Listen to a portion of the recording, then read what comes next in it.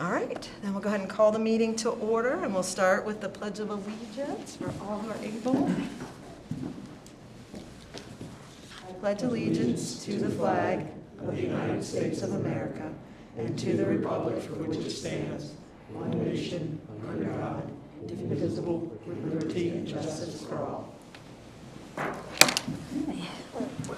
And then the first thing we have, welcome all first, and then so the first thing we have is the approval of the meeting minutes from the August 29th. Motion to approve. Second. Okay. All those in favor? I don't have. Do you have any questions or anything? No? Okay. All right. And then we have also had the attendance of members. I don't think we need to vote on that. It's just, it is what it is, right? Yeah. Okay. All right. And then I do want to make a slight adjustment to the agenda. We are going to do the K through 12 funding strategies across the country discussion first, and then move into the municipalities. We still are waiting for 2 more members that are going to want to be here to talk to you guys. So, okay. All right. And so I guess Dr. Lebo. Sorry, Alex. Is that good? Ms. Eagle, who would All like the to go smart, first? all the smart people go first. Yeah, Please. anyone? Any of you three. Everyone. Anyone assigned to that? We do, but they're kind of doing it jointly. Kind of all Yes. jointly. So I'll kick it off, I guess, and then turn it over to Mr. Donahue and Ms. Spiegel for some additional information. So I think certainly from the SCPS staff perspective, we're aware of quite a number of different funding strategies that are used throughout the United States. And in particular, some of them would require legislative changes if that was of interest to the group. And I know Mr. Donahue is going to talk a little bit more, but some examples, some states authorize local education agencies or county school systems to do special purpose local option sales tax. Oftentimes they're referred to as penny taxes. The one I'm most familiar with is Georgia, where oftentimes when they're looking for bonding capacity or just cash to finance projects long term, they'll add a penny to their sales tax rate, and that will become the overall revenue to support. The interesting part about that is it allows school systems to bulk projects and really plan out over a period of time. We plan out over a period of time, but it all is funding dependent, right? And so that's where the inconsistency is because there is not a consistent funding mechanism year to year. So it's hard to predict at the school system level what exactly your 6 to 10 year period will look like. And then let's throw in the crazy times of inflation that we're experiencing right now, and we oftentimes have to push things out because it just becomes more and more expensive in the out years to construct. So that's one example. Other LEAs have bonding capacity where they are able to issue bonds and debt. Our neighbors to the north in the south, Virginia, Pennsylvania, both have that authority. And that gets into a whole much more complicated structure in terms of school tax versus property tax. And again, if there was more information that the committee wondered or wanted staff to gather, we certainly could do that. But again, that puts some of the predictability on revenues back on the school system to make it more predictable, and then they're not competing for other revenues, in our case, across the state and the county. Then the other big one is the one that we talked about for quite an extended period last time, which is our public-private partnership option, and that is just a different funding mechanism to be able to support construction costs where you have a private entity who's bringing capital to the table. Obviously, a cost associated with that, and we talked again in detail at the last meeting about that in terms of the cost of cash and capital today versus the impact of long-term maintenance, over a 20 or 30-year period, and what those costs will be, and you have to do a full and comprehensive analysis on that.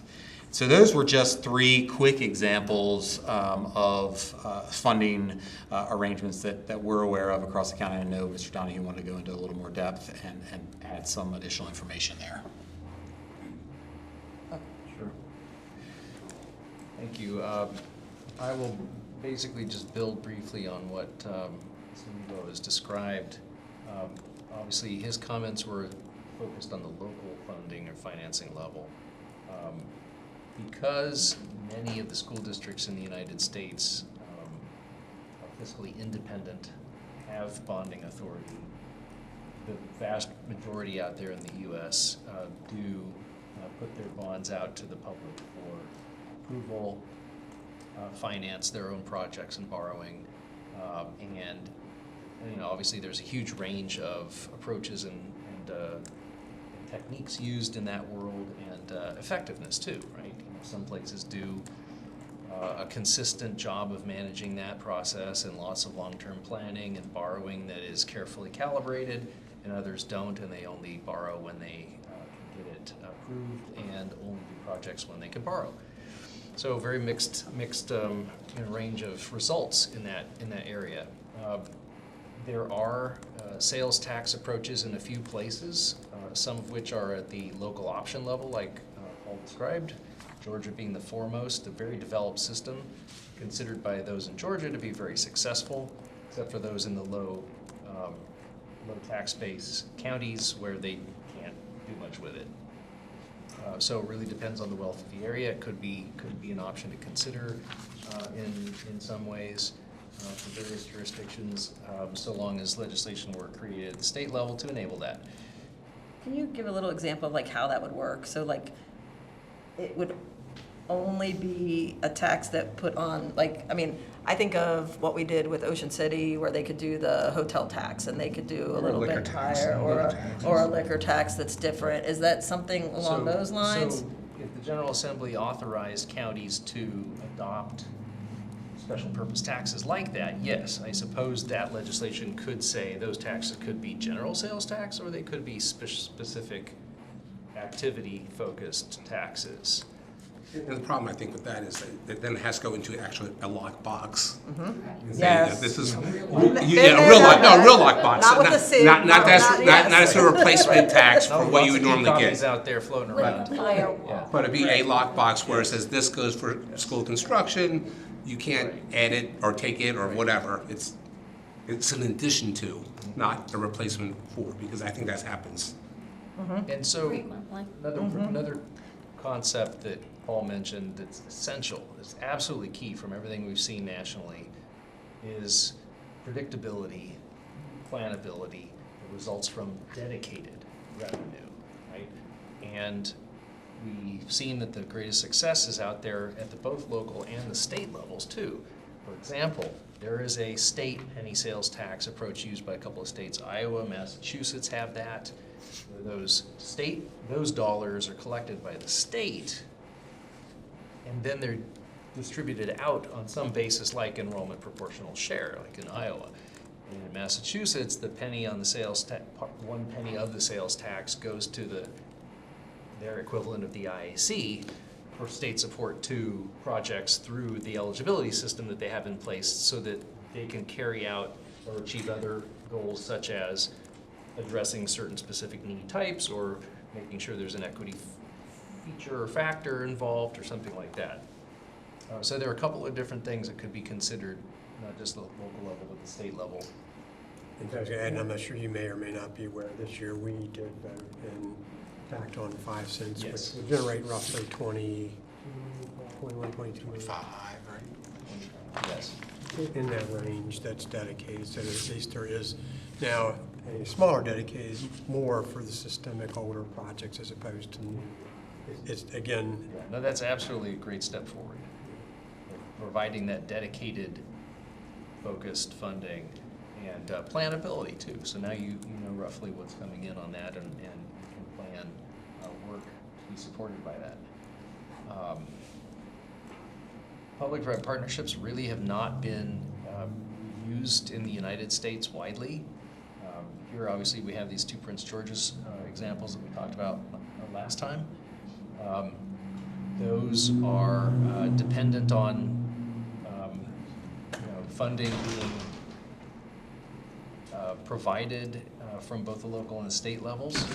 So P3 by itself is not, a solution exactly. It is a mechanism, but it does obtain much more work more quickly than the traditional, pay-as-you-go approach with the revenue and projects that follow.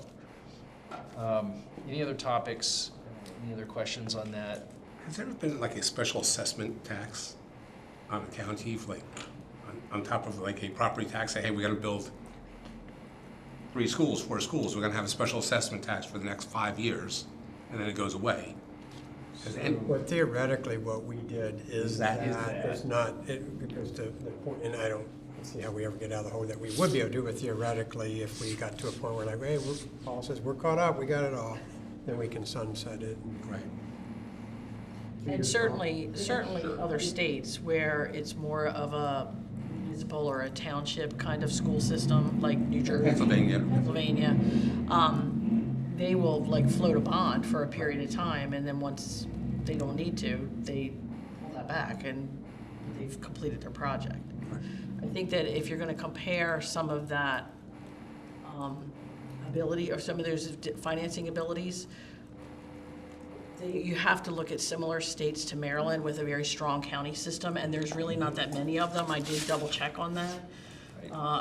Most of them are in the south or the east. I'll just name them: Florida, Georgia, Louisiana, Nevada. Florida, Georgia. Georgia, South Carolina, North Carolina, Virginia, West Virginia, Alabama, Arkansas, Mississippi, Tennessee, Kentucky, Utah, and Nevada mostly, because not the whole states, but most of the state. I think I hit them all. Sounds about right. Yep. I mean, I know I lived in Pennsylvania, and we had beautiful schools in some neighborhoods. Yeah. Some beautiful schools in other neighborhoods, and so that's one of the problems when it was based off the property tax. If your school or your community loved football, you had the best football stadium in the world. But the next town may not. So. Janice, you mentioned West Virginia. Now my grandson's in football. We went over, and I'm trying to think of the name of the school over there. They have it has a high school, middle school, elementary school, football stadium with locker rooms and all that. It had to be, can't even imagine. Is that Spring Mill, or is it, Was it off 81 or was it? it's off 81, yeah. Yeah, I think that is. It's like 6 years old. I'm just trying to figure out how you said they'd use a similar system to what we use here in West Virginia? Well, they're a strong county system, so they get county funding, but whether or not they had some special, so North Hagerstown High School, back in the day when they redid their stadium, they actually used kind of like a P3 sort of model, I believe, and sold like sponsorships, and I can't remember exactly how they worked it out, but it was basically funded by outside agencies to redo their stadium. And if you go and look, like every seat has a name on it, every flagpole, everything is named by something different. But that's how they were able to get renovations to their stadium. Their school has one of the worst facility condition indexes in the state. And so forth. Okay. To wrap up on P3s, I would just note that the cost of financing the P3 is higher because it may involve private equity being involved, right? So you don't have the lower rate of the municipal tax exempt financing. The trade-off is you get a lot more faster if you really need it faster, and you can have the efficiencies of the leverage design and construction where you're taking advantage of doing a bundle of schools at a time. That may not fit every situation, a set of needs. Really, we have to do the deep needs assessment to figure out, of all the needs for Frederick County Public Schools, can those needs be divided into 3 groupings, and could 1 or 2 groupings be a good match for P3 perhaps? And then is the savings in the value for money calculation big enough to counterbalance the additional borrowing cost. We have to just do that math and see whether it really shakes out or not. It may or may not, I don't know, you can't tell from this point yet. Did you see any, as you're looking at things, like any other version of public-private partnerships other than P3? I mean, I know like with ESSL, we had Osherman, was it Osherman? No, it was Natelli, right? The Natelli Foundation that did That was what they did the did. microscope, Yeah, sure. right? Or the microscope. That's mine for the telescope. Yeah, so they did that. I would just say that whatever other models might want to be considered have to be measured against Maryland's alternative financing statute, which says, here's what's authorized, right? It's 7 types, right? So we know that the Prince George's Type P3 is one of the types listed, so it's authorized. Any other arrangement that you would want to consider, we'd have to just double check that and see if it is confirmed that it's covered too. Okay, do we have that list? Yeah, I can pull it up for you. Okay, or, yeah, can you send it, and then Absolutely. we can attach it to the agenda? Yep. Awesome. Some other trade-offs for the P3 model. In fact, I think it was discussed in one of our prior sessions because it's in our meeting notes today. In addition to the long-term financial obligation, increased operations and maintenance costs, no contract competition after initial reward, complex procurement process with significant oversight, and O&M expectations and performance accountability issues. Absolutely. Some of them are tough to quantify, but certainly factors that need to be considered. And then I was reading somewhere, and I don't know if this is a thing or not, if it's only a thing for some, is there no interest federal loans for capital? Have you guys seen anything with that, or that used at all? So it's uncertain yet what the federal financing opportunities are. There are a number of discussions happening with Department of Energy and EPA around financing possibilities. So far, IC staff have looked at some of those, and it hasn't been clear that they are usable or advantageous for our school districts yet. We're exploring them, but we don't have anything conclusive that says, yes, this is a really promising avenue to explore. So jury's out on all of that at this point in time. Okay. What we've also seen is that most of them are focused on energy efficiency, decarbonization type activities, not just general capital renewal, as you would imagine. Because the feds have historically shied away from having any involvement in local school facilities, except for a little bit of FEMA money to address natural disasters, and that's about it. And impact aid. And that's it, that's all. So Okay. I have some ideas around that one, so we'll see if that would fall into that. I have a question for the two of you that looked at national best practices. In your research, did you see any link between school facilities and student outcomes? no, that's very difficult to see, and we haven't had the data available to be able to do any kind of correlation like that to date, really. We're hoping to be able to do that. But there's so many factors that go into student performance that we expect it's going to be near impossible to isolate, capital funding as a component or see really what the effect is. What we have seen is that nationally, states approach school facilities by trying to identify some standard for adequacy and then work to ensure that they're measuring all their facilities against the standard and addressing any deficiencies they find. And FCPS is doing that internally, and so the issue is, how do we afford to make the investments that the data indicate are needed? That's really isn't so much identifying the deficiencies right now. The data is there, and we'll have more hopefully at this next meeting on that. One more question. How do you see the rapid increase in technology, in particular AI, affecting bricks and mortar? Not significantly at this point. The reason is bricks and mortar facilities take a huge amount of labor and direct, effort and investment to create and to maintain. Perhaps on the design side a little bit, perhaps in the building controls, building automation systems, perhaps. But that's just a very undeveloped field at this point. And I would add to that, remembering back probably 15 years ago, everybody was saying because of phones and all this that you're not going to need libraries and media centers, and our library and media center, both in the school system and at the county, is going through the roof. People are still, it hasn't changed. They're wanting to go in and do that. So from the standpoint of building usage, I don't think, it's hard to tell, but I wouldn't think it would impact.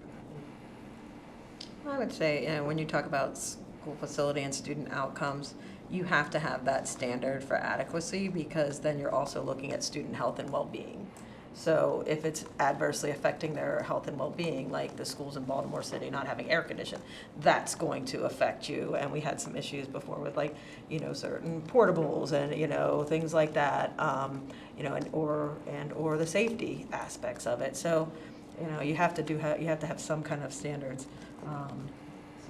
I think we do have some standards, but Yeah. if you look at the whole country, it'd be impossible, because unless they had a facility inspection like we have, Which is rare. which is rare, you don't know what you're comparing yourselves against, so. Well, the other piece is, education has traditionally been a local control matter, and so few states have waded in as deeply to be able to step into that area. But again, just to summarize the alternative financing, it is not as if there are best practices that rise above everything else out there, and we just need to point to it and adopt it or something like that. Right. This is, again, there's a menu of options that folks pull from. We have to find the right best fit, and the key is identifying in detail what the needs are, so that we can then say which of those tools on that toolbox are the best fit for meeting these needs here. I think with the P3, you just have to remember, there's another relationship you have with the P3. So and relationships are everything.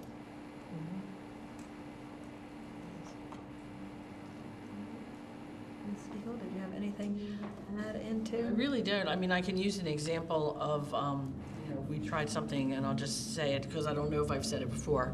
So, I don't know, it was somewhere around 2005, 2006, the county commissioners at the time raised the recordation tax by $1 and dedicated that dollar towards aging for school facilities, because at the time, there was a lot of discussion in Frederick County that because of our growth, I mean, we've been growing for a long time in Frederick County, this isn't new, because of our growth, that aging facilities were being shortchanged, because obviously you have to put a student in a seat if they show up at the door.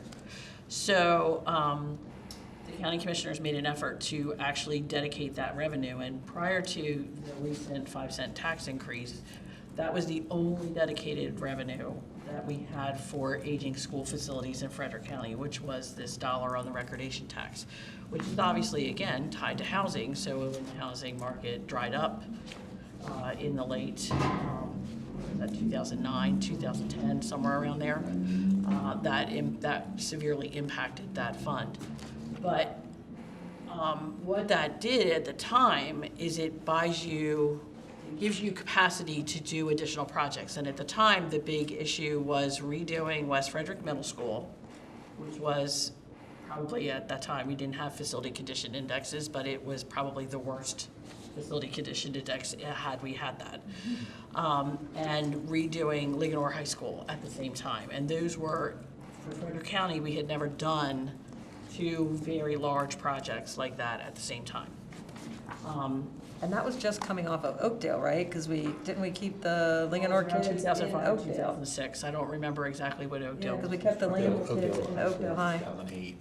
So in that ballpark. Yeah. Well, we were in Oakdale, we're kind of like tied together. Yeah, but because we had to kept get the it done Langenor first. kids over there. So what ended up happening is we did raise that by $1. They did raise that by $1. I wasn't with the county at that time.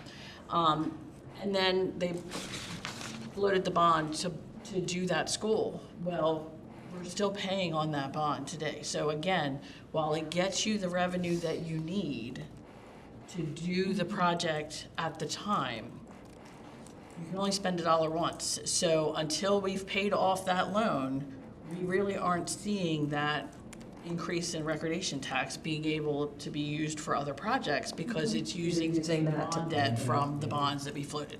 So I just want to put that out there that, because we aren't really talking about that side. We're talking about a P3, which is a different model, but just causing a new tax or a new revenue stream.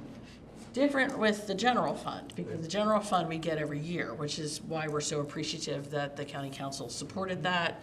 And we actually now have that 5-cent dedicated revenue for aging school facilities that we've never had before in Frederick County. And obviously, we haven't been able to plug that into our system yet because we just started collecting it. So it'll be plugged in FY26, and we'll see how that works to our advantage. But it's a much more reliable strategy than raising a specific fee or a specific tax, because once you spend that revenue and you're bonding it, it's going to take you a while to pay off that bond debt.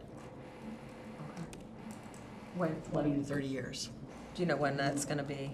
What year it's paid off? 2008. I want to say that I feel like the recordation tax bounces back somewhere around 2032, Great. but not in its entirety because, again, right now our number of permits are severely down in the county, so you're seeing a dip for other reasons. And that's only for county permits. That's not for city permits. That's not for any other municipality permit. It's the county's recordation tax. Okay. Record a deed. Got it. Okay. All right. And we can have more discussion after, if you guys want, when we do member and legislative discussion, if you want, because then we'll. Anyone else have anything now on this topic? Questions? Okay. All right. Mayors, would you like to come up to the table? Do you guys want to come up and join us? Come on down. Come on down. Can we sit anywhere in particular? You can sit wherever you like. Right here. We have a lot of mayors. This is only part of our mayors and Burgesses and we have all There are this. 14 of us. Yes, so there's definitely a lot. Yeah. Yeah, I will. Yep. So I would like to welcome you guys. Thank you guys for coming. We might need another chair if Bill comes in. Can you grab? You got it, Paul? Okay. Thank you. So thank you guys for coming. One of the things that is always a focus in Frederick County is how well we all work together, right? And that has been, for as long as I've been doing this, a real focus. Back from Senator Lewis Young and I were on synergies together and really trying to pull people together and work together to for all the issues that we face as a county, because we can't do this alone. Working in isolation is not working. And so we wanted to bring you guys all to the table to start having some of those conversations about what we're facing as a school system, and so that we can, we're as a school system, as a state, as far as school construction funding, and what kind of needs you guys are facing, what kind of growth, what kind of restrictions to growth, and things like that. Because one of the things that attracts most people to an area to live, a county, are their schools. And the schools are that center of the community, so they're incredibly important. So I want to welcome you guys, and if we could just take a quick moment, because you guys might not know all of us, if we could take a quick minute to just go around and introduce ourselves again to our guests. Dr. Lebo, would you like to start? Hi, everybody. Paul Lebo. I'm the Chief Operating Officer for Frederick County Public Schools. Thank you for being here. Nathan Brown, Mayor of the City of Brunswick. John Kinnear, Mayor of Town of Thurmont. Brad Young, County Council. Oh. Kira Bender, Chief of Staff for Delegate Miller. Delegate April Miller, District 4. Michael Dannenberg, I'm on the IAC Commission. Alex Donahue, Executive Director of the IEC. Ray Gallagher, Board of Education. Frank Davis, Mayor of Emmitsburg. Janice Spiegel, Special Projects Manager in the Budget Office for the Frederick County Government, and I'm representing Jessica Fitzwater on this committee. Karen Lewis Young, District 3, and that's the city of Frederick, Spring Ridge, and south to Ballinger Creek and part of Urbana. All right, thank you, guys. So we're having a lot of school construction challenges right now. We've got, Dr. Lebo, can you just give a quick summary of where we're at? Yep. So this is our residential development dashboard. We talked about it at our very first meeting, but we didn't actually pull up the site. It was linked in the PowerPoint and with the agenda. And this is where we track residential growth that has been approved throughout the county. This is publicly accessible on our website, but we can filter this, and then this is where we look at where we'll have growth needs. So since we have the mayor with us, let's pull up Emmitsburg, right? And so they have 63 units that have been approved that are in the pipeline at some point, and then here are the communities where they are located. And you can do that by every attendance area, elementary, middle, and high school. Again, just pulled up Brunswick very quickly. There's still 262 single-family units remaining and 100 multifamily in the Brunswick elementary attendance area. And just I didn't want to make sure I didn't leave Mayor Kennard out. We'll just pull up Thurmont as well. And they have a number of smaller subdivisions that have some growth with 73 single family and 78 townhomes. We are at about 100% capacity at the elementary level. And we're about the same at the high school. The area where we have the most capacity is at the middle school level throughout the county. Was there something else specific you wanted to talk through there, Delegate Miller? How are they on their ratings as far as, yeah? And so we have a facility condition index that is independently validated and assessed by the state, if you will, and as part of the maintenance effectiveness assessment. We have a wide variety of conditions throughout the county. That's one of the things as we develop our educational facilities master plan and our capital improvement plan. We at the staff level have those discussions with our board, trying to balance the need for growth and then associated replacement needs. And so if I can give an example of some current projects or recently completed projects, we were able, we had significant condition concerns in Thurmont, at Thurmont Elementary. It was one of our older elementary schools. We were able to perform a limited renovation there. Again, we talked to this work group about that at our first meeting, and really that brought a new life addressing the vast majority of building systems there that will leave that school without a need to be touched for likely another 30 years. And so that really, I think, is a game changer, if you'd agree, Yes, Mayor absolutely. Kennard, with that building. Likewise, in Brunswick, we're in the middle of and when I say Brunswick, I'm talking the Brunswick High School feeder pattern. We're in the middle of a replacement for Valley Elementary. And then we just opened this past year a replacement for Brunswick Elementary as well. Both of those projects address not only aging facility needs, but greater capacity needs in the area.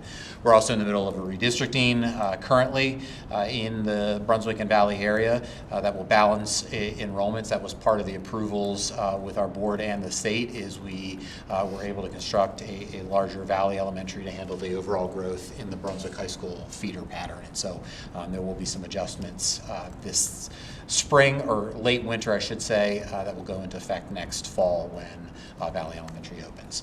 We don't have any significant projects to report in Emmitsburg. We only have one school within the municipal limits at Emmitsburg Elementary, and then the middle and high school feeder pattern for elementary, or excuse me, for Emmitsburg are serviced at Thurmont Middle and then Catoctin High School.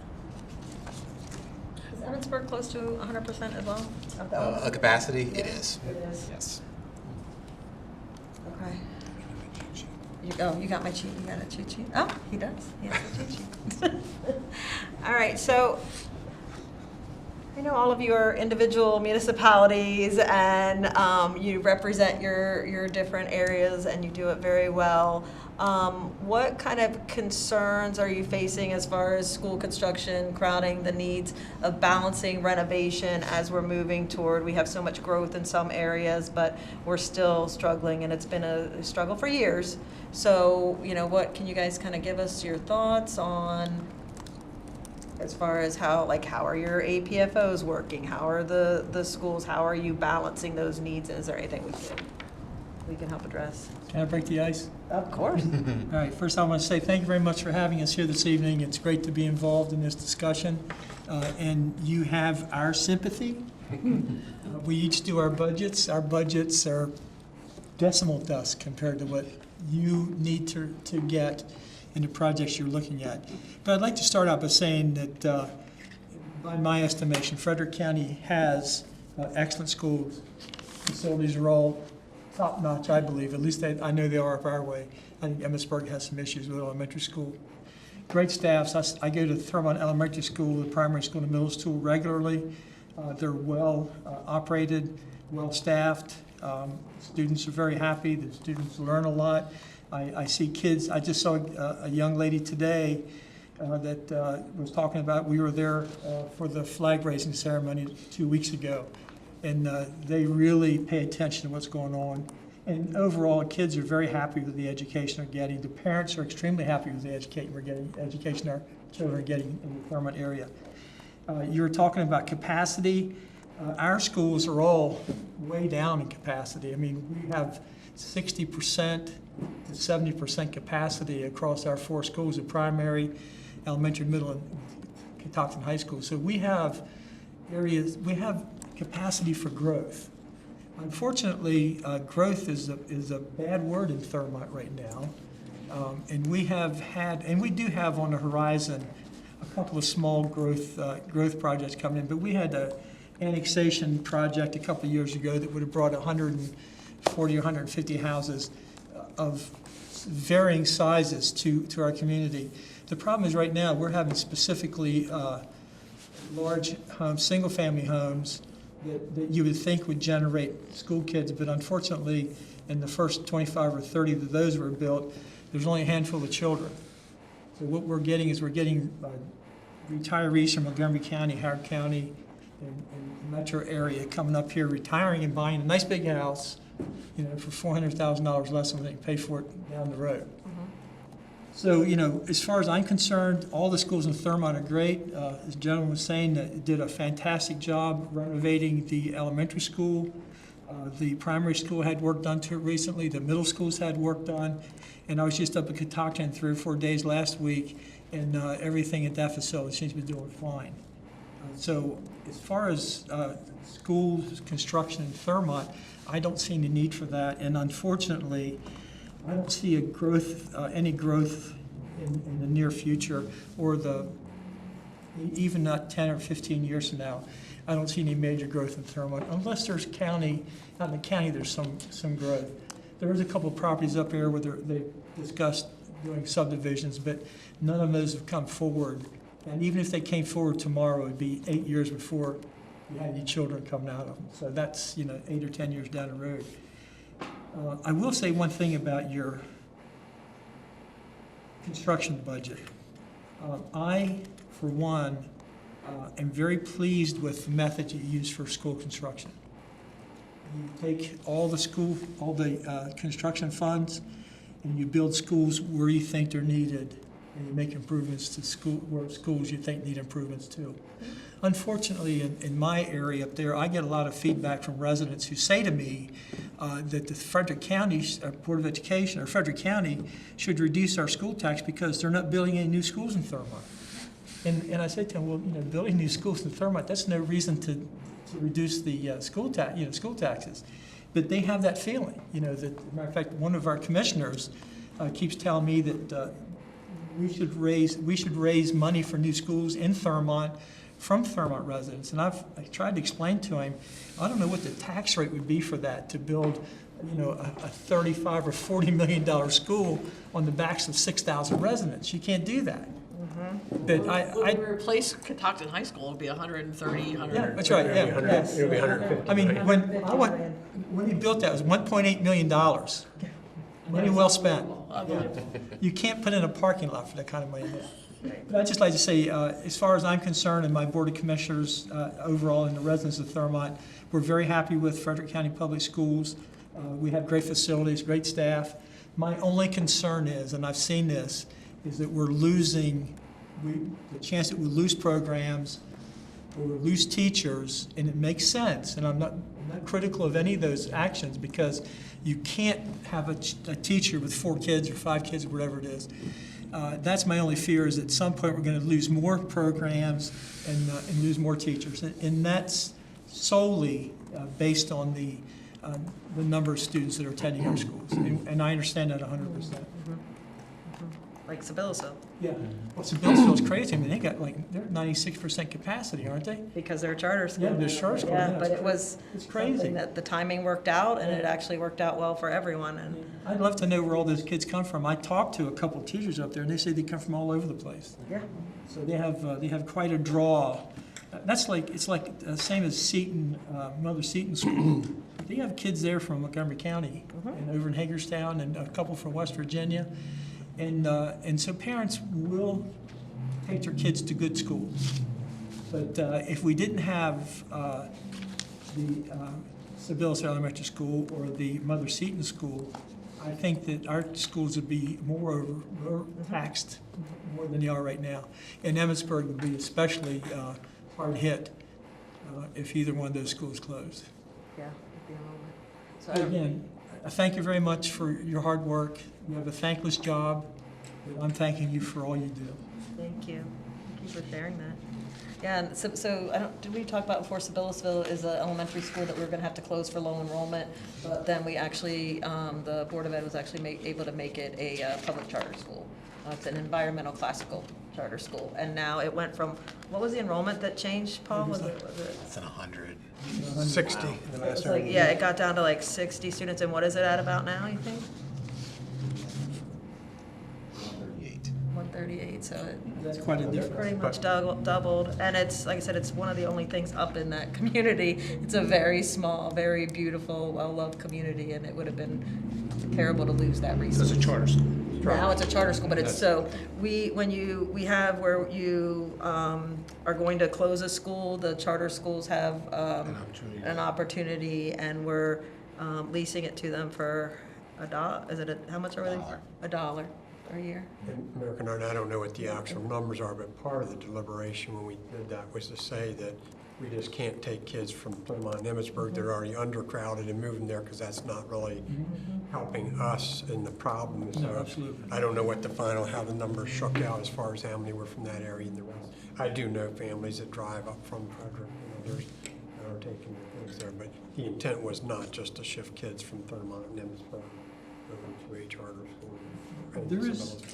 There is one thing that I would ask of you to consider as far as construction improvement goes.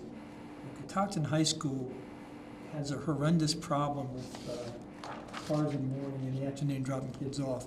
It's right there on 550. The speed limit there, posted speed limit, is 35 miles an hour coming into town, or down 550. But our officers have clocked cars going past the first street in Thurmont. There is Rouser Lane. They've clocked cars doing 75, 80 miles an hour. as they're getting on the ramp to 15 South. And so what we have right now is we have a long, long line of cars every morning that blocks the entirety of the westbound 550 traffic as people try to get into the high school to drop their kids off, and you have the same thing in the afternoon. And I've talked to the principal a couple times, I've talked to the sheriff's department about this. And, the sheriff comes up there for 2 or 3 days and things quiet down, and then they have to go somewhere else and things get back again. But I would ask you to consider the possibility of putting an additional lane there, taking 25 or 30 feet of the front of the school property, which is grassy area and some parking spaces, and putting a turn lane in there so that cars can get off the road and traffic can pass by there safely. Is that state road or is that? Yeah, that's a state highway, yeah, it's Okay. state road. So, Okay. people, I get phone calls, I can't tell you how many phone calls I get from irate residents who say, put your cops up there. I said, well, that's out in the county, I can call the sheriff's department for you. But I've encouraged a lot of people to call the sheriff to get somebody up there to, sort of guide traffic. But, the people who complain, as always, the people who complain about the loudest are the ones that are sitting up there in traffic, and they're complaining because there's somebody in front of them. So that's not what we're focusing, yeah. But they're on their cell phone, the police can call them a ticket. Yeah, they're calling, right, yeah, it's calling that in. And I think, overall, that's the only thing that I could say that there's an issue with in the Thurmont, Catoctin High School feeder system. That would be one thing you might consider, like Newmarket, and put a speeding camera there. Well, inside the we- city I don't think you limits. could do that on a state highway, though. If it's in the city, because the road, Newmarket's a state road where they're. Would you use it to build revenue for school construction? No. I don't know, just saying. Trying to be creative I'm here. trying to be very outside the box thinking. The trouble is, and that's a good idea, but the trouble is, the speeders are coming into Thurmont. From the other way. From the other direction. They're coming from beyond Catoctin, coming into Thurmont. Now, we looked into a speeding camera to try to nail people on these, use that language, nail people on the Route 15 ramp to Route 15 South. But it was recommended by the State Highway Administration that we don't even think about that anymore. Okay. That they wouldn't be happy with that procedure. I think all the speed cameras in Baltimore County aren't in front of schools. A lot of I think- them, I a think lot of they're them all are in front of school schools. areas and State law, everything like They have to that. be within a that distance. what it is? of the That's school. half mile. Yeah. Half mile That's- is what we used. It's probably not the way we want to generate revenue, but, okay. Well, that's the way fixing the problem. Fixing the problem is that is definitely. No, again, but I apologize, I misspoke. I only gave the elementary number for Sabellisville, so we're at 206, because they also have 6th through 8th grade. I didn't look at my chart correctly. So it's 138 elementary students and then an additional grouping of middle school students. So Okay, so 206. is it a K through 8? It's K through 8. Charter then? Oh, wow, okay, that's great. Yeah, so, well, yeah, the classical charter, yeah, we have it on K6 I on. don't think since they've been there, There they've must seen be a good snow.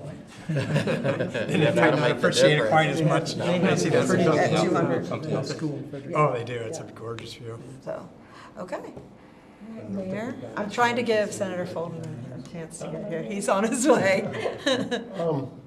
First of all, just to echo some of the things that Director Norton said, thank you for having us. But part of our school problem in Emmitsburg is the town's fault for not growing. And for the longest time, we had no growth. And so I heard about the 62 homes that are probably going to happen here within the next year. But we also have an additional 300 that I would say within the next 5 years. Probably going to happen. I'm hoping. But we're going to go broke, one of the two. So, but the school itself, first off, our staff is they're just magnificent. I get to visit the school several times a year to participate in different programs, and they are second to none, and it's just amazing. And there's actually some teachers still there that were teachers of my daughter, who's now 32 years old, so some of those are still there, and it's just amazing. Our big concern is safety, still having the open classroom. And I know there are 2 other schools, I think Middletown and Walkersville still has the same concept. And God forbid anything would ever happen. But my big concern is getting help there, how quick it's going to be for us to get help there. Walkersville and Middletown, they're kind of on the outskirts of Frederick, where can get a large amount of police protection there. Our little resident deputy is setting up there by himself. And Mayor Kennard is good enough that the officers from Thurmont will come if something happens, but we're up there by ourselves. And that's our big concern, is the safety for the kids with the open classrooms. And we were just hoping maybe some walls and doors, if that was possible. And we did have outside, we had portables for quite a while, but they're gone now. I think they probably dry rotted out. They've been there so long, but the school itself, they do feel like they're the hand-me-down school, because they get everybody else's old furniture. The classrooms, they don't have the same color chairs in it. And that they said that is a learning issue for the young kids, because you know how kids are, they like their favorite color. Well, why does she have a red chair and I have a blue chair? And not that that's a big deal, but they haven't gotten much since 1972 when they got a new roof, they got a new gym floor, some doors and windows, and that's about it for Emmitsburg Elementary. But all in all, we're fairly happy. But I don't know if there's a way that every year the budget would have something for each school, so they were at least getting something new. And I know this isn't a good time to be talking about budget money for schools. I understand that, but if they just felt like they were getting something, I think that would. I think it's an excellent point, and I know they try, but Dr. Lebo, could you go over how furnishing a school and getting them furniture works? Because that was one of the things that just astounded me when I got on the Board of Ed back. So with a new construction or replacement or renovation, those costs are incurred as part of the capital budget. And so I say the operations side of the house provides that as part of, again, replacement, renovation, or new construction. For existing facilities, it is a budget item in our school administration and system accountability department, but it is a very, very small amount. And so the mayor's point is very accurate, that oftentimes schools look to a school that is being replaced, right? So when we replaced Brunswick Elementary, our team went through and evaluated all of the furniture that was still in serviceable condition, and then notified all of the schools in the county of the serviceable furniture that was available, and then we provided that to their cases. Now, that sounds great, but what I'll share is oftentimes much of the furniture at the end of its useful life, at the end of a building's useful life, is also the furniture is at the end of its useful life. So there is not a lot of surplus, which goes to the mayor's point of why you have different colored chairs and things, because they're oftentimes over the years pulled. So there is not a budget line item for ongoing furniture replacement in our operating budget. In Mayor Davis, I had my oldest daughters became the treasurer of the PTA at Glade Elementary, which is where my two older grandkids go. But as I went to school, she was helping me figure her budget out, because numbers are not her forte. But in there, I looked down and I saw that at Glade they raised $10,000 a year to replace the tables in the cafeteria. And so other communities that have more resources do get more stuff because they are able to raise money. It's tough. Different communities have more abilities to do that. Same thing like playground replacements. Some schools say, I don't want to wait until the replacement cycle and get our playground in 2042. We'll raise the money and put the new playground in now. And then so it's different communities, and that's where it gets back to some of the trying to get something every now and then is good. I think the new tax that we did will help them do that more, because again, it's aimed at those projects at the older schools, and it's a dedicated source for that, where recently those have been pulled towards the needs of capacity in other parts of the county. So, yeah, Mayor Kennard and I were actually just in the beginning talking stages of doing something like that for the sporting at the high school, to help offset, to make sure the kids have the equipment they need and that we can do something there. And then I'm also talking with the principal at Emmitsburg Elementary to try to do the same for her. If she has a project, we're going to try to do to do something with that. So. And maybe, do you guys facilitate using like your community partners up there, like Mount St. Mary's, or do you partner still? Was there some shared spaces or anything like that? I know, was there at the pool at Mount St. Mary's? Is that being utilized at all for FCPS? No, is that, No, no interest there? Actually, the town pool, we can use that, but it's outside, so, there's only a little bit of a span there that they can get into that, but since the Mount has expanded their sporting program, and now they have Water water polo and all that, and diving and what have you. Pretty much nonstop. Non-football. They do the best they can, but of course, the kids are gonna come first. Right. For pool utilization, we use our pools at Walkersville and Middletown High Schools, and then there was an agreement after Frederick High's was closed, that pool was closed with the YMCA in Urbana, and so there's a long-term agreement where FCPS receives a discounted rate for use, and that's primarily in the wintertime for our swim and diving programs. Yeah, I mean, the pool thing is a big thing that that's gonna be a whole nother work group. Because that is a big thing, and like I said, with Middletown and Walkersville having the last two, and at some point those being up for replacement, Middletown is.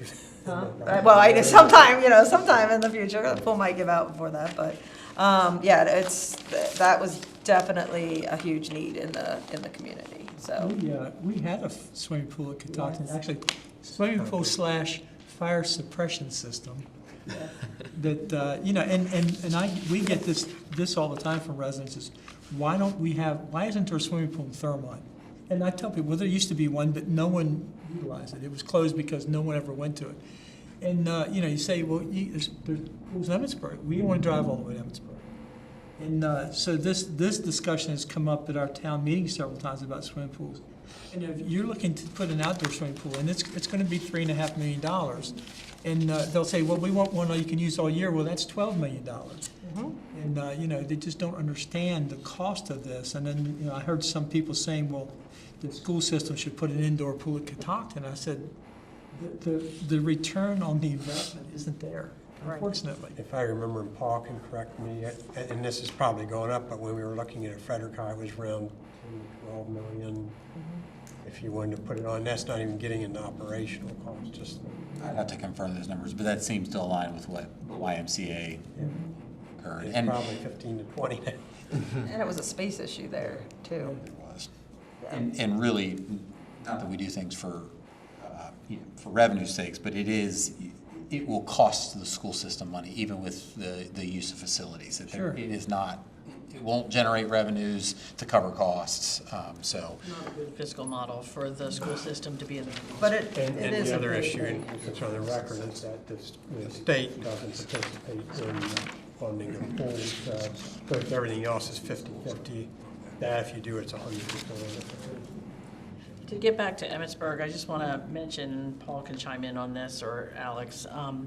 So Emmitsburg Elementary School is the 7th highest facility condition index in Frederick County, and it is plugged into our long-term plans to do some improvements at that school. So just know it's coming. When it's the 7th highest, that's a bad thing, not a good thing. Yeah, the higher the number, the worse it is. So I just want to say, now, just for context state, like around this state, there will be some dedicated funding, I think you said 2027? Yes, starting in 2027. Right. That to address the worst facility conditions statewide. I will be saying that Frederick County does not have the worst facility conditions statewide. And there are 28 schools ahead of our first school in Frederick County to get that allocated funding. So, just so you know, like, I'm not helpful that money's going to necessarily come to Frederick County, but I'm glad that it will address the worst facility conditions in the state, because I think that will benefit everybody. So. There's two words why we're not in there, is we spend money on deferred maintenance. Yes, well, and that's what, it would be great if they could take that into a consideration on how well a school system, how well a school system takes care of their schools. Yep, Would be the state has great. already put in one extra funding mechanism to recognize that. And obviously, we're continuing to look at other options to do that. Okay. We very much understand that, the county should not be penalized in some way for having done good maintenance like Frederick County has, being a leader in its school maintenance. And we don't want to penalize the kids whose county didn't do good maintenance either. So it's something you have to weigh out. Yeah. Well, and it's not just about maintenance. There's a lot of things that factor into that facility condition, but just, it is a good way to compare different schools all together on a system that is fair and equitable. So, Ms. Berg's on there, and we aren't going to Gotcha. forget about you. All right, thank you. Alex, around the state, do you know if a lot of people use School Dude? It's commonly used, yes. Most of the districts in Maryland use School Dude as a maintenance management system. Okay. You want to give me a little more sense of what drives the question? About the whole keeping up with maintenance and things like that. Like, because we've just had such success using that, and Dr. Lebo can talk to it, because you might not be under. I can make just a... Yeah, School Dude, yeah. Can you give a little brief description of School Dude? I just love the name. School Dude is School Dude. School Dude. So School Dude. School Dude is what in the facilities arena is referred to as a computerized maintenance management software. It has been acquired. It is no longer School Dude. It is owned by Brightly, but it's still the most common name. People refer to it as School Dude. But what School Dude or any CMMS allows you to do is it tracks your asset, and one of the things that we're really proud of, we are actually, I think, with the most number of assets in the Brightly portfolio of all of the LEAs that they support. Not because we're the largest, because we go down to the component level of our systems, because it's important, because that, if you talk about best practices in the facility world, you really need to know all of the components that go into making a chiller work, right? And what's the replacement cycle? What's the PM cycle? Some of the things that we've talked to our board, I think right now still we're the only LEA that does predictive maintenance on our systems. Doing things like thermal imaging to look for when bearings and belts might be leading to early failure. And so that's, again, all of that's tied into that CMMS because it produces all of our preventive maintenance work orders. Again, that's one of the things that the state looks at with the maintenance effectiveness assessment. How long are those PM schedule or PM work orders sitting out there? Are the days exceeding a 30-day time frame? Our end users, our staff in the buildings utilize that software to put in corrective maintenance work orders.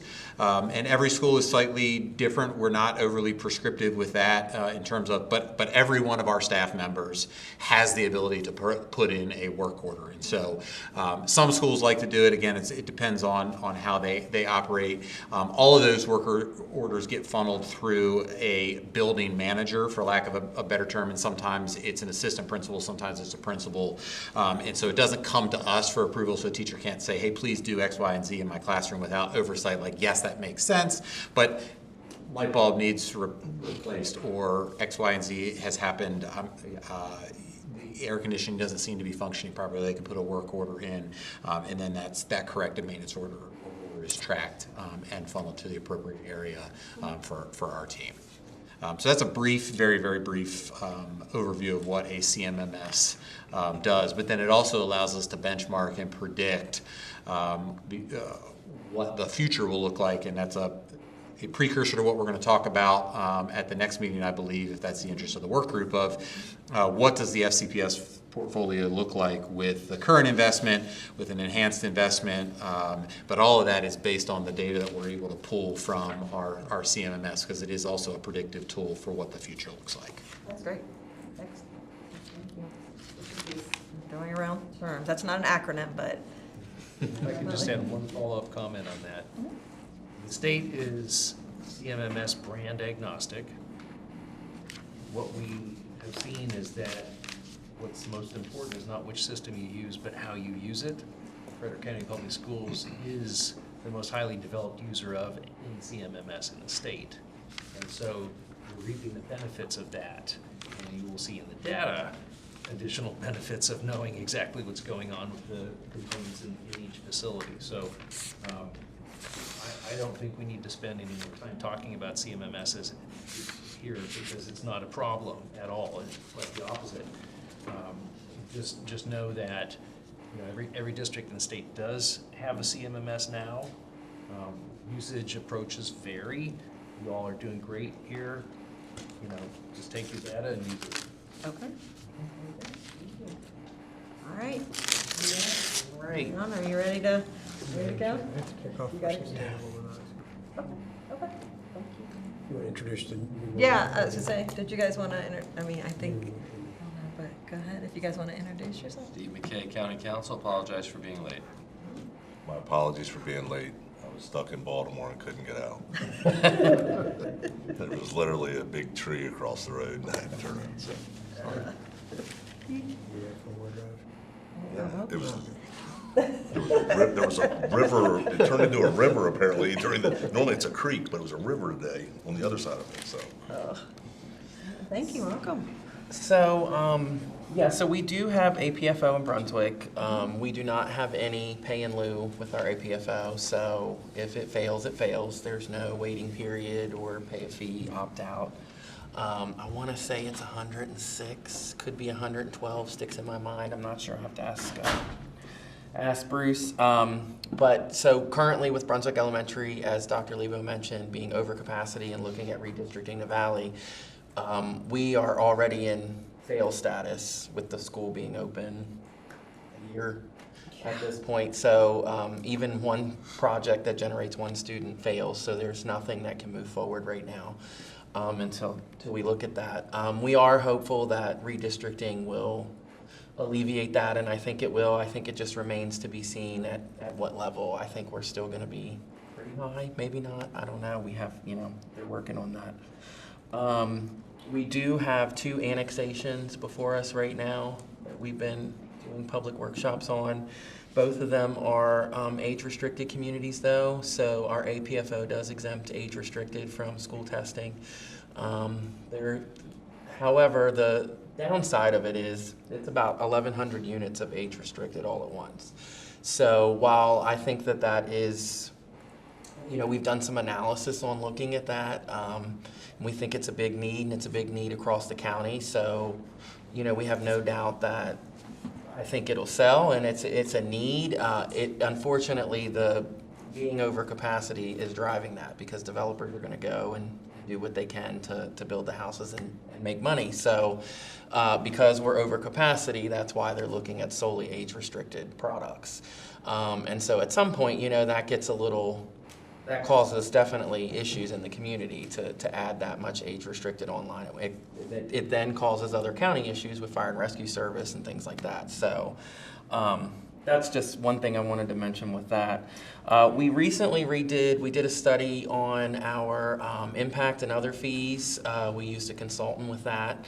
The council at the time, and as you guys know, we have a very active group of parents and others in the community that are really concerned about the school construction issues. And so some of that conversation is we did add a school fee, if you will. It's not called exactly a school fee.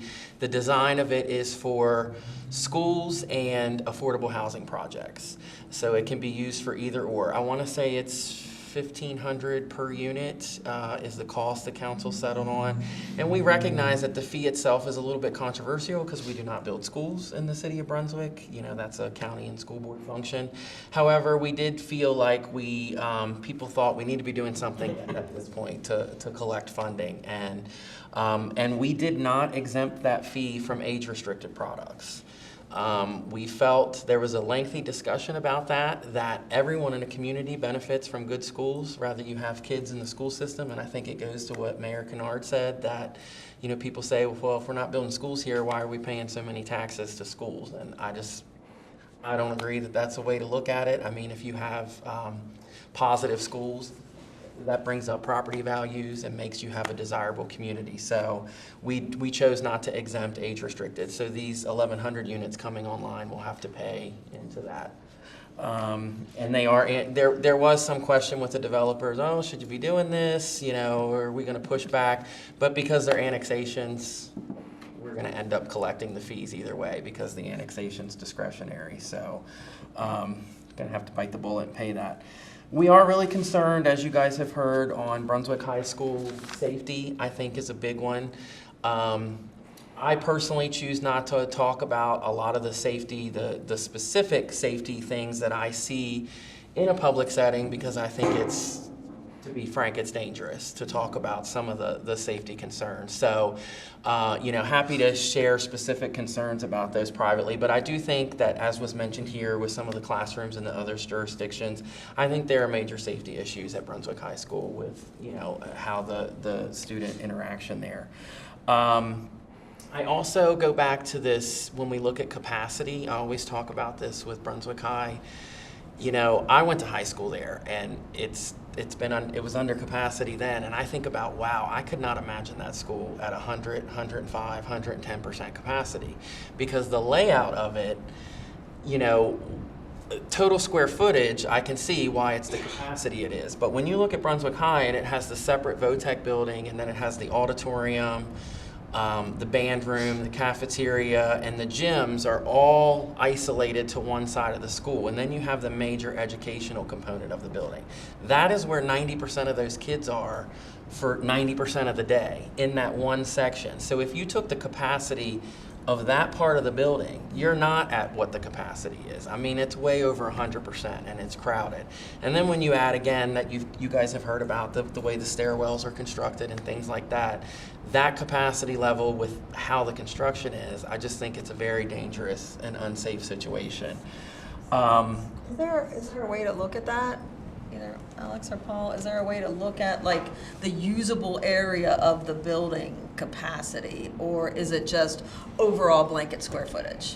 It's not blanket square footage, it's actually teaching stations, what's used for state-rated capacity. But would the auditorium would be considered teaching station in some areas? High school, it is not. It's not. What about the annexation with the? Those are teaching stations, one of which is the automotive. They have, I think, two other classrooms out there, might be three. And the gym would be?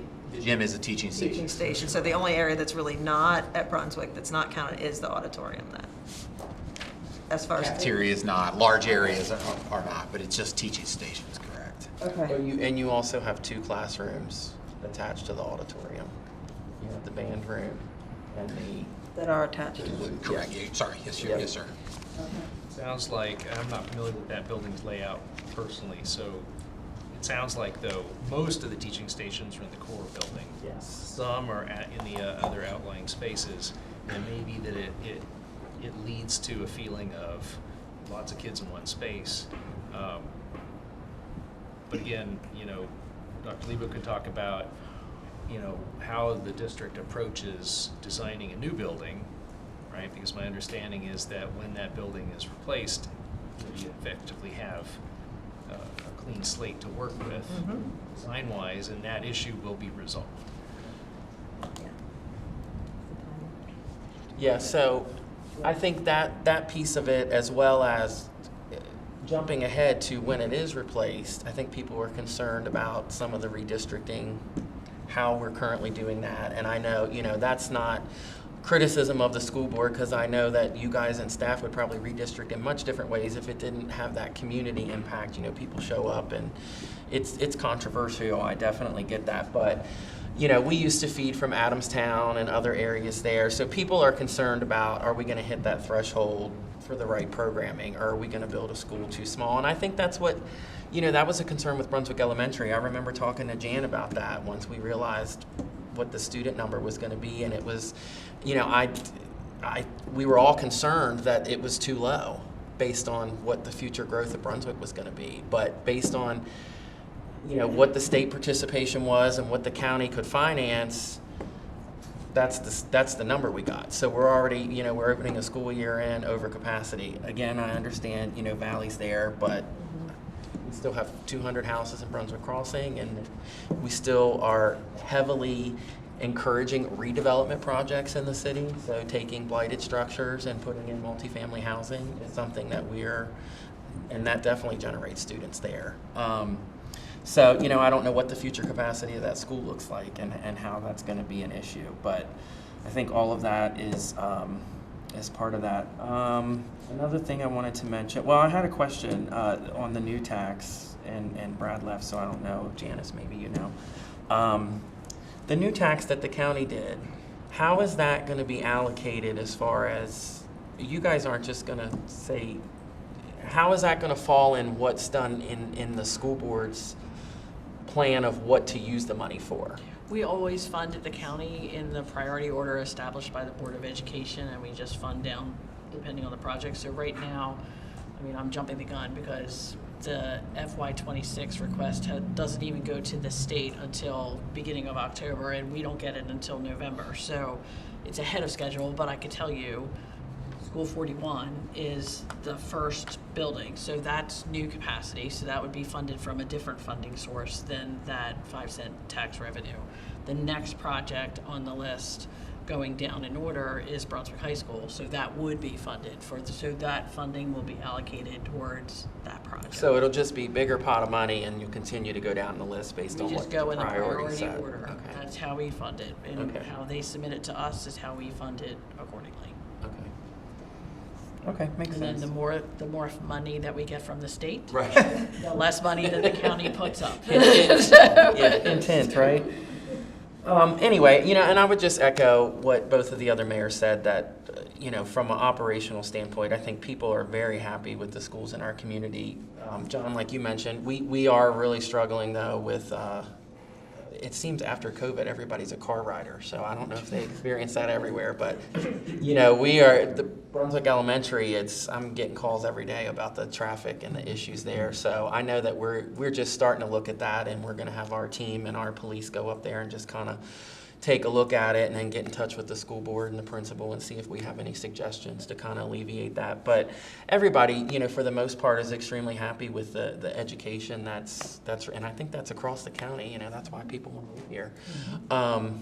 But again, I think, some of the discussion at the beginning was definitely very interesting about additional revenue sources, and I just got to say, I'm pretty sure at the county level, age-restricted products are exempt. And that's just something I don't agree with, because I think that is an opportunity where everybody benefits from a good school system. So that fee should be passed along to every new house that's built in the county, regardless of how that's going to go. So, Can I add to that real quick? I'm sure you've seen this, and I'm pretty sure you've seen it also. We've had developers come in, and they'll come in and talk about, what they want to do. And the first thing they want to do is cut back on impact fees. And, every one of them says to me, well, we don't want to pay your school impact fees. I said, we don't have a school impact fee. But then they want us, as elected officials, to go to the Board of Education and tell the Board of Education we don't think they should be charging school impact fees on new construction in our town. And, this is something that comes from the guys that are, they're making the developments. And it's discerning that, that happens. And, the answer, when you ask them, what's your problem? It's, well, it's not us. It's, we don't want our purchasers to have to pay that money. But the truth of the matter is it impacts their bottom line. And I'm always a little disappointed. I've had a couple private meetings with Frederick County Developers Association, and I'm always disappointed when I hear that kind of talk from them. So we should invite them here. Well, you should probably get them here and see what they have to say about it, because schools are the core of any community. Years ago when I was a kid, they closed the Foxville School, which is a real shame for the people in Foxville. And that's why, and I'll be honest with you, every time the threat was made to close the Billsville School, I was there, and I spoke against it, and I understand why, why it was going to be closed and all that stuff that goes with it. But when a small community loses a school, the community dies. And it's a shame that developers don't grasp the value of decent schools in all of our communities, because, like I say, it's the core of your community. Absolutely. We 100% agree. Two things to what you said, John, that I forgot to mention in my notes, but One thing is that where we could use some help from county and state, I think, is we've been talking about APFO. What is the magic number? Because, and I say that because 106% at the Old Brunswick Elementary was a big impact. 106% at the New Brunswick Elementary is a way different student experience. And so, you know, APFO having a specific percentage but not factoring in a building age or design, I think is a flaw. And so, but a lot of smaller communities, you know, we don't have the time or resources to dive into that to figure out what that should be. So somebody just pulls a number out of a hat and we... Yeah, but it has to come back to the SRC rating for the school. And I would hope that, you know, layout and the age and configuration of the school would go into that SRC calculation, which the APFO then comes in and, okay, where are you with respect to the SRC? I mean, that's where it has to come back to there. Yeah, I mean, I get that, but I still think that your percentage is going to have to ebb and flow. I mean, if you set one percentage and, you know, we haven't touched it in decades, it's just different. I mean, you walk in there right now with the student count, and it's a way different experience than what it was in the prior. But we are completely cut off from, you know, a building with 6 apartments generates 1 student fails. I mean, that's awful for our community. And your choice is, okay, abolish the APFO or change the percentage. And then you have people that show up at the meeting and say, don't do that at all. So, you know, we got to put a little bit of science, I think, behind it. And we do struggle with that. And the other piece of that is, train of thought lost.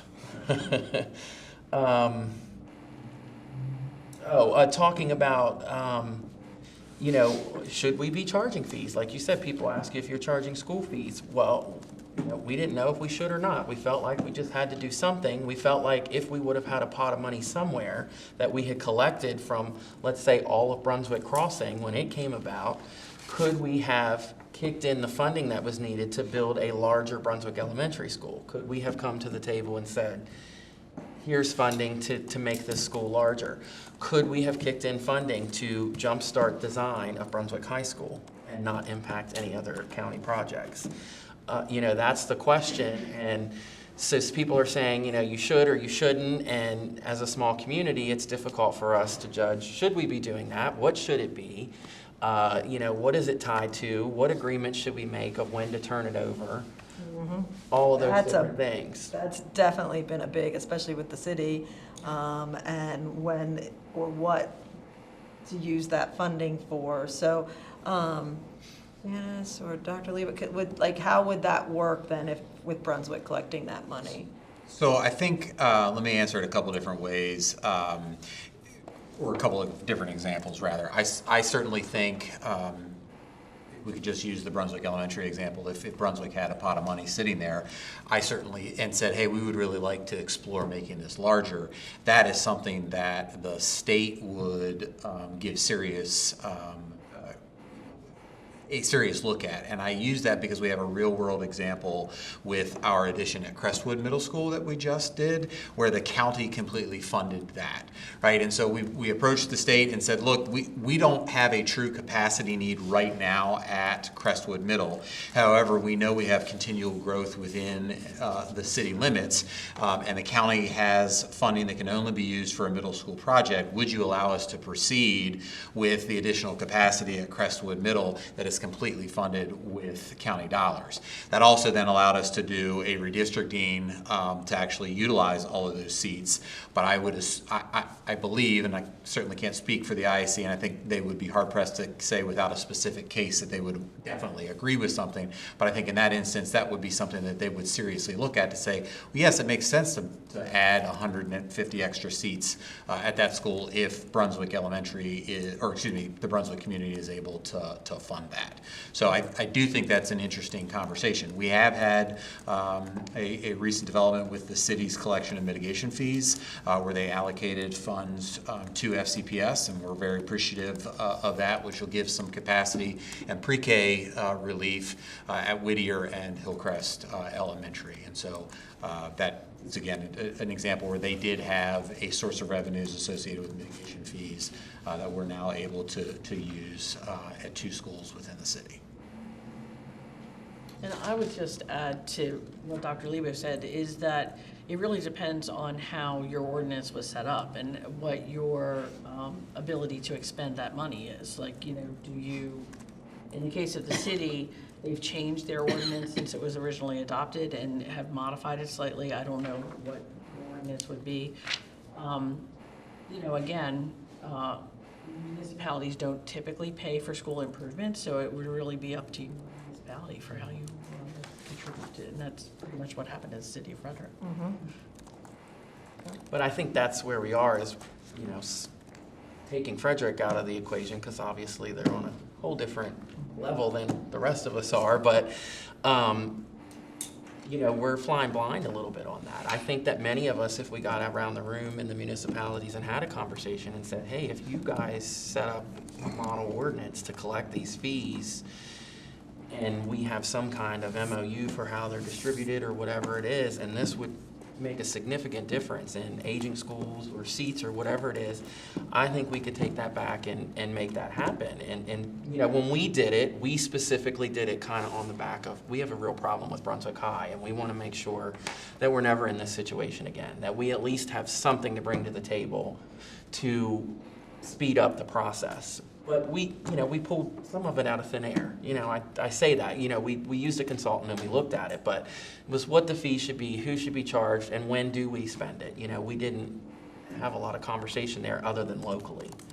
So. Is that another, and that maybe that's a suggestion that goes into the work group, is for some kind of either support or municipality group with, the county and all of the municipality, like to have some kind of group to help with things like that, because it is harder for the smaller municipalities that don't have the budgets and the staff and things like that to provide that. Expecting the municipalities to fund school construction.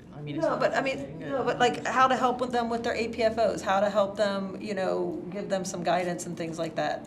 Well, I think that, I don't know that school capacity was ever designed to be a development tool. You know what I'm saying? School capacity is measured in teaching spaces and how you educate students. We use it for that purpose so that we can have some general idea of how our schools are comparing. I completely agree that a school designed in 2024 is completely different than a school designed in 1960, and that you have different configurations of teaching spaces that can be utilized, and so perhaps those schools can deal with additional capacity in a different way than an open floor plan.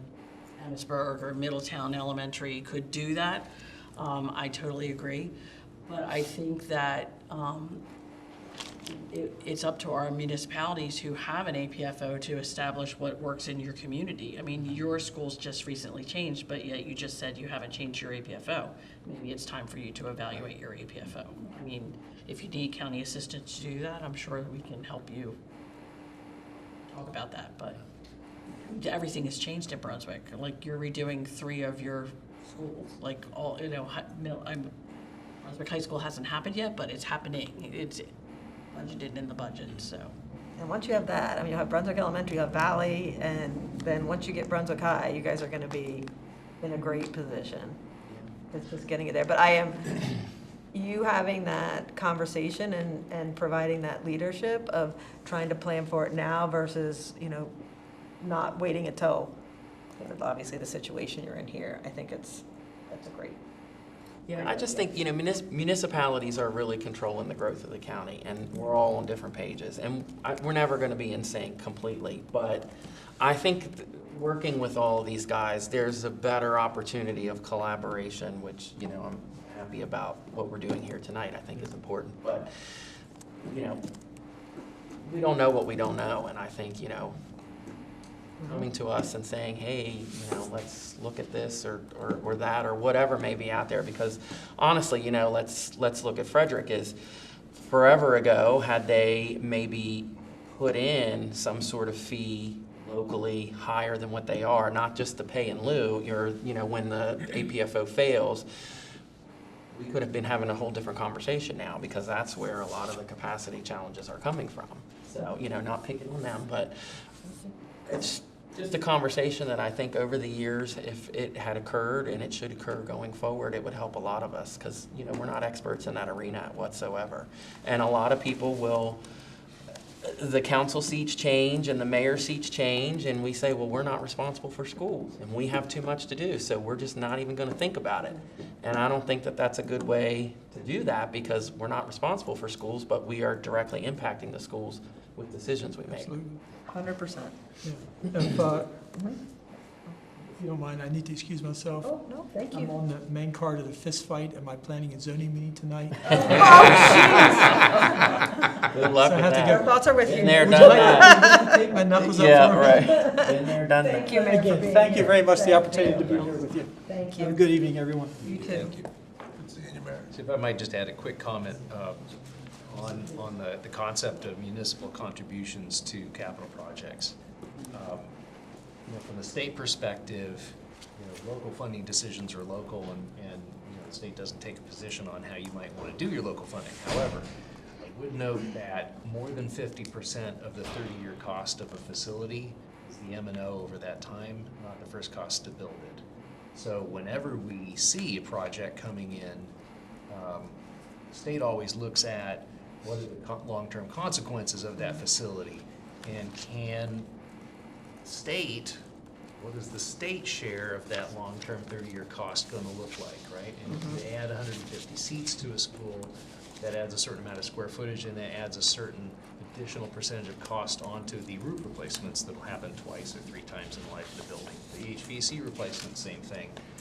So I would say that in every situation, one would want to do the math on those, figure out what it is one's obligating oneself for, and what the state might end up being also along for the ride with, right, in the long term. So, because the money may be there now, but will it be there in the future?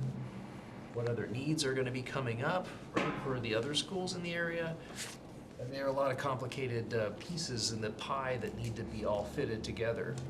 So I would just say, before taking any steps on that kind of level, one would want to do some of that math, figure out, okay, can we really afford? Knowing that the state is bearing a state share of all 24 counties, jurisdictions, projects, and decisions of those types.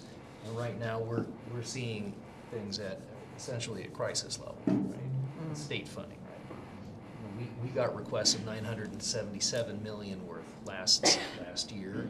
We only had a third of that to give out, right, to allocate. And so, to the extent that that 2/3 unserved need was a result of decision-making over the last 30 years, we've got to be paying attention to what we're saddling ourselves with for the long term in the next 30 years. So I know that's a kind of a cloudy sky perspective, but it is just, it's unavoidable. We've got to look at it. It's like having a kid. You think they're expensive when you have them. They have 18 years. Well, the school you got like 60 years, or you got 70 years. So you have to look at it that way. Yeah. They're not going to go away. Could I just add two quick things, in particular with Brunswick Elementary, but this is a county process with all schools that we replace. We look for Parks and Rec facilities, and the county identifies that. That is one of the other reasons that Brunswick has a sort of a bigger field, because it is larger than our EdSpec would allocate, because of the direct contribution that comes out of a different funding source within the county in the Parks and Rec budget, and they also participate in the M&O costs on an annual basis associated with that. So that's something that sort of happens behind the scenes, but that is part of the agreement with the county. The last piece on the APFO, and this is a little utilized tool in many of the APFOs, but it actually exists in the 3 municipalities that are represented here.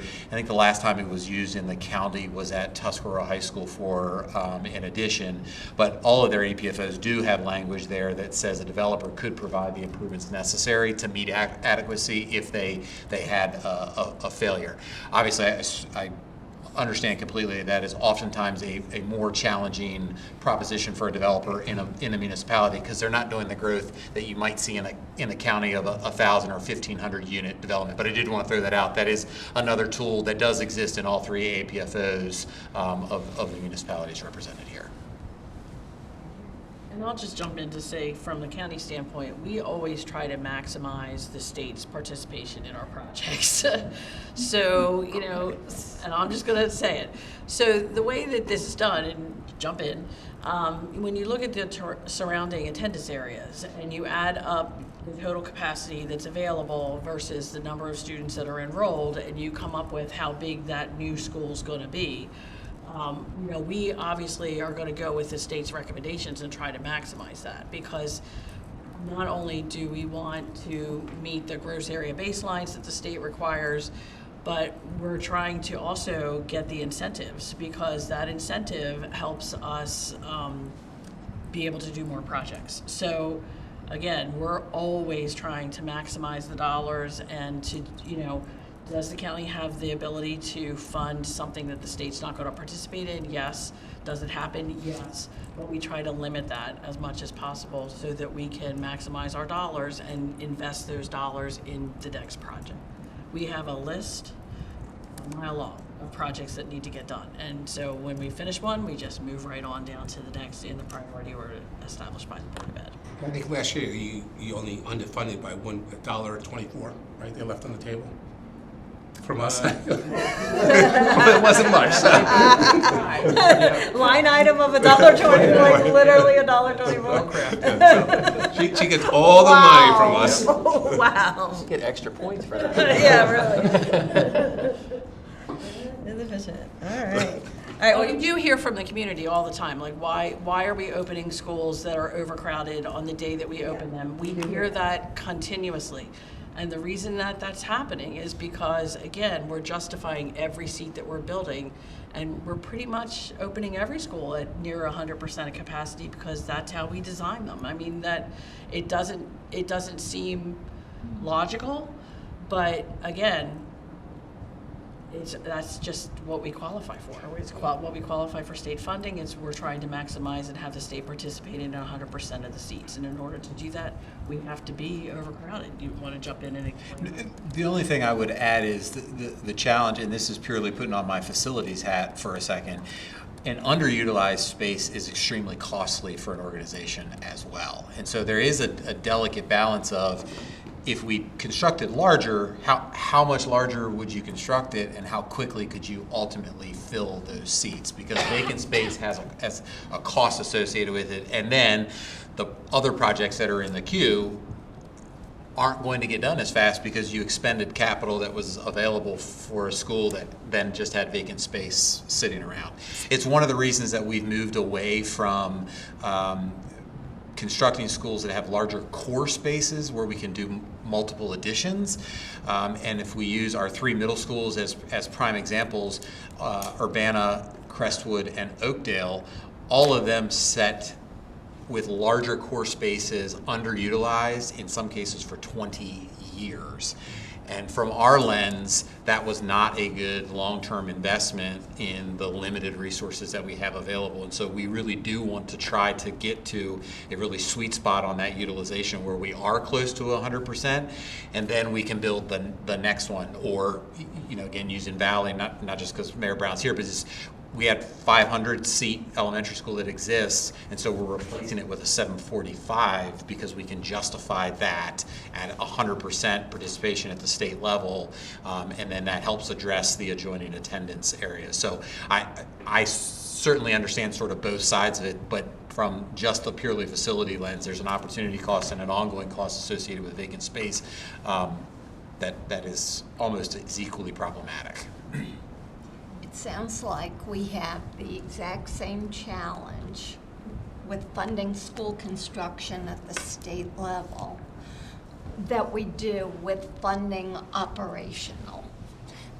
The formulas don't recognize the fact that we're growing so quickly. Formulas are based on a point in time. So for example, with operations, we're halfway through the year and we have 1,100 seats that are unfunded because we're growing so quickly. And it sounds like that's the same issue with school construction. So we have three options. We adjust the formula. We subsidize that growth locally, which isn't realistic, or we pass that growth on to those that are responsible for the growth, or we limit the growth. Those are the three options. And that takes us into kind of, and you guys are welcome to stay at the table. I mean, we're going to go a little bit into the next session, which would be potential legislative solutions. State So- level. State level, yep, There should be two sets, right? Yep. State and county Yep. level. yep, or policy, or even just ideas, so. I think it's premature to have that conversation. Right, we have to- 3 meetings into that. We have to just talk about how we're going to have that conversation. So are we going to, I would be in favor of doing, and if anyone else is, possibly like a smaller group that works on some legislation to bring to the overall group, either at the next meeting or the next meeting. So, Senator, we only have until December, so we don't have a lot of time to wait to get the ideas, so we only have till December, so, and if we're gonna put anything in, so I'm fine if anyone else would like to do a small work group to kind of do some legislation. Before we do another work group, and I have to leave at 7, so Okay. I want to talk about some things that I'd like to hear before we do another work group. Like future agenda, Yeah. okay? There were several prior school construction work groups that were referenced in our last meeting. And they were documented today in the meeting notes. So I'd like to hear a summary of findings and recommendations or any next steps from those 3 that were referenced. One was the Frederick County Construction Work Group that was started in 2016, and a final report was issued in 2017. Then there was the Knott Commission that had an assessment and funding of school facilities work group. And finally, County Executive Fitzwater established a school construction financing ad hoc work group, and essentially that was to ask for more state funding. So before we repeat all these work groups or add another work group, I'd like to hear a status or the final recommendations of those. We did a little bit of that. Can I just add, when we do that, we might want to add in, because we did an audit of the IAA. Oh, okay. And one of the purposes of the audit, so it was an audit on school construction spending. And one of the included purposes, it was one of my priorities, is to see, at least with respect to those first 2 studies, how any of those recommendations were being folded in practice. And so I know that was, and it didn't quite get to where I had hoped. But there are things that you can see that were seen in the audit that were a direct reflection of the recommendations on some of those that are now put in practice. And it would be worthwhile, if we're going to review those things, it would be, I think, time well spent to just, and I'm sure we would hear from Dr. Lebo anyway, how those recommendations are being implemented. As we saw a reflection of that through that audit. Ms. Spiegel, do you have that on it, or Councilor?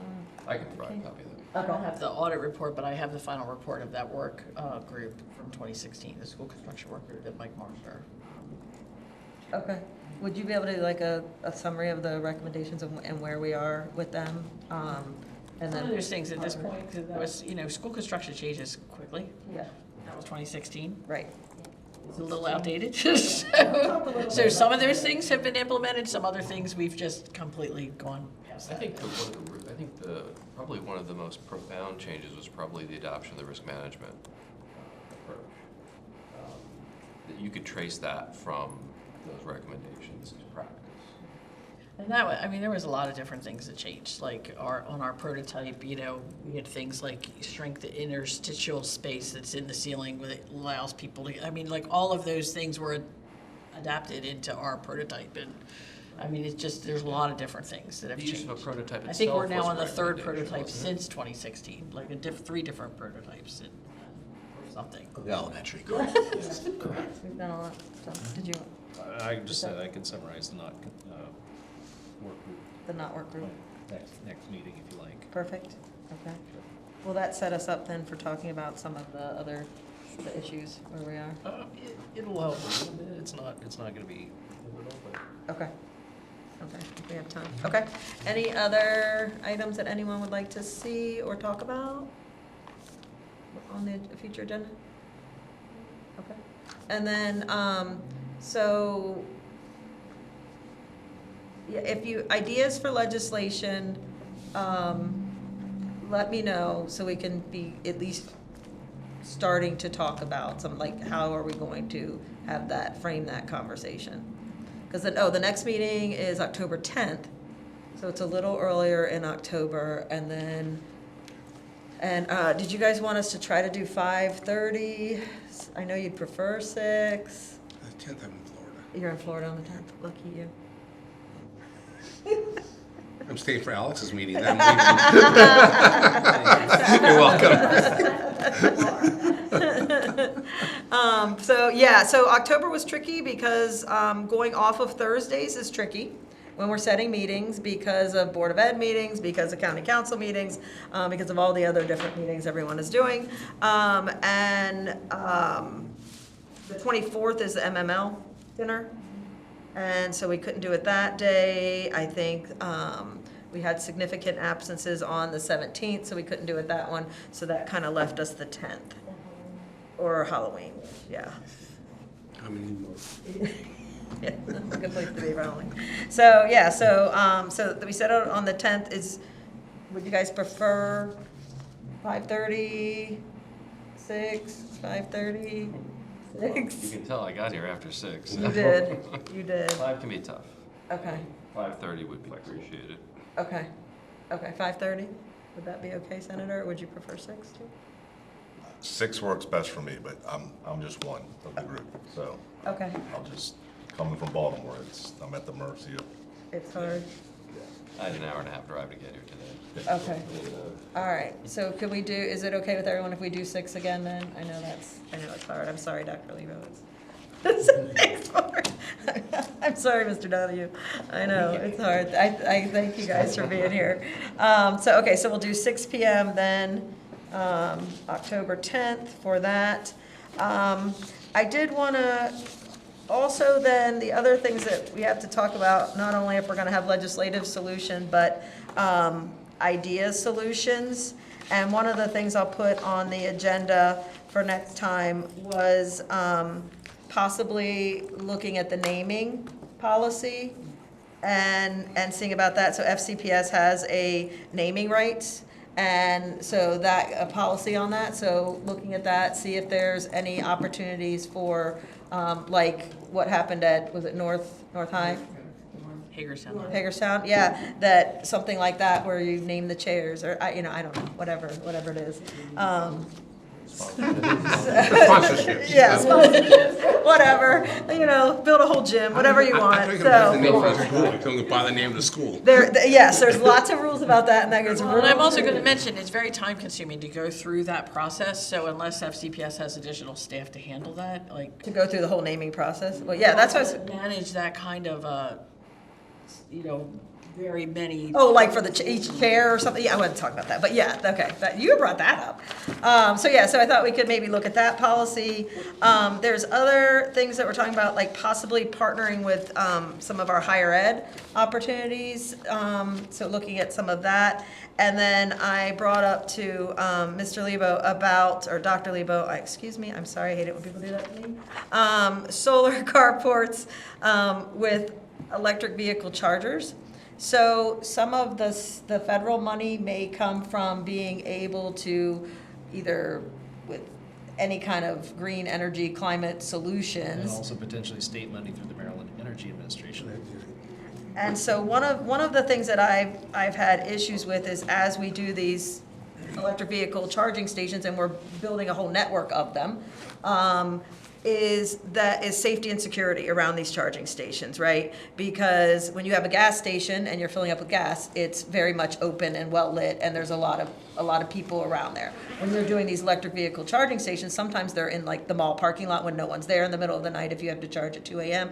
There's a lot of safety issues with it for me. So I was trying to put these two things together. Out in Denver, they did these solar carports over the parking lots of the schools, and if we could combine something like that with electric vehicle charging stations, then perhaps you're meaning it from an equity standpoint, a climate standpoint, as well as efficiencies with the school system. So that was just like some of those types of ideas. If anyone else has stuff like that, bring it to me, but we can put that one on for a future meeting.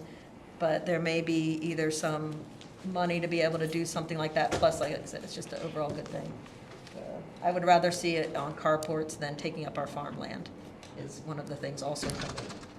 Dr. Lebo, are you aware, what's of any studies in terms of the cost to recoup things like the solar carport? I'm not sure about the EV charging, but just focusing on the solar carports, say, I mean, we've got large expanses at, in high school. Using those to feed power to the school, so you're reducing the ops cost that way, based on in comparison to an upfront capital cost, which may or may not have federal or state, grant potential. What does that kind of look like on balance? I mean, are we talking 10, 15 years, 20 years? Which aren't bad numbers. I mean, how does that look generally? So we look at it with every project and whether or not that can be supported. So I'll have to answer this sort of historically and then get us to where we are today. FCPS did utilize a federal grant back in 2008 when we constructed Oakdale High School, and we have a full solar array on that roof. But it basically, it was a finance model where we pay over time, and unfortunately, not unfortunately, we're very fortunate that we have an energy consortium with the county and Frederick Community College. So we buy our energy on the market, and we have incredible buying power with 3 very large governmental entities. And the funds that were available with Oakdale High School at the time at the federal level have not actually paid for themselves, and so we don't actually get a cheaper rate because of our buying power with our local consortium. Fast forward, we entered a period of time when there was no federal monies or state monies available to support solar arrays, and so frankly, there was not a true payback period given our rate structure that we had. But we think we're on the edge of that changing again with what Alex talked about a second ago with some of the grants that we anticipate coming forward through the Maryland Energy Administration, as well as some discussions about additional federal grants that would become available. And so it's not a complete answer to your question, but we have not had any experience where there has been a buyback period where that made it was. When we did the cost-benefit analysis, it did not make sense for FCPS. But I think we have entered a time where that is going to change for future projects. I mean, personally, I love those projects. I do. I didn't ask the question because I'm dubious about it. I really love those projects, and I think the comparative analysis. I mean, when you think about what's coming down the pike, in some of these projects that, you know, aren't germane to this discussion, but they come with them discussions about, you know, pretty significant ratepayer, you know, increases coming to us in the future. And those kinds of projects, those solar carports, help to, you know, mitigate the impact of those things. So, which increase the effective long-term savings. Agreed. So I love those projects. Well, Delegate Miller brought up an excellent point that that is a piece we hadn't examined. Is there a model where we can utilize that energy where others would pay for that for things like vehicle charging? So that's something else we'll have to take a look at. Yeah, there's a lot to it, and even the sales and use tax, as far as on a public charging station, there's like a sales and use tax that's generated.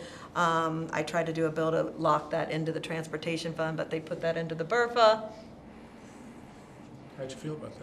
I wasn't very happy because I couldn't use it for the BRFA. You bring up a good point, because I'm wondering if the school system, which is not allowed to make a profit, like whether or not something like that would be deemed as a profit, in which case it would be against Maryland law. Right. So is that, you know, I don't know. We'll see. But it's like our pool operations, like we can't make a profit on pools and sell them to the community. Because we are- or is that locked something Is that at a a school? legislation thing? Or is that, yeah, there's that legislation thing again. Or is that locked into, is that a sales and use tax if it's on the school property? Is that locked into a school construction thing? I don't know. That's why I say we're here to generate ideas. We're not here to implement the ideas, but as these things come to us, you know, bring it forward, no matter how crazy it sounds. You know, that was just putting two ideas that I was reading about together, and you know, I think that's what we're here for, right? That's what we're here for. And then if we need a legislative solution, if we need a policy solution, or if we need a county solution, that's why we're all at this table. I got a crazy idea. Let's slow down buildings so we slow down the demand increase. I've heard that before somewhere with Okay, you. now you're talking Yeah. crazy. We'll find out how crazy on Tuesday. Yeah. There you go. All right, so we have the meeting. We definitely have another full agenda, I think, next week. You guys know where we're going with that. Is there any public comment? Thank you. Sure. Anyone else? I mean, I love that comment. No? All right. Delegate Miller, could I have a clarification on the NOT commission? How is that not? Is it? KNOTT. Good, I did it right. Yeah, there we go. All right. Well, its technical name is 21st Century School Facilities Commission. That was chaired by Martin Knott, so it's typically called the Knott Commission. Would you spell it correctly? Yes. Yes, you did good. All right. Well, thank you. Thank you all for being here. I really appreciate it. Meeting adjourned.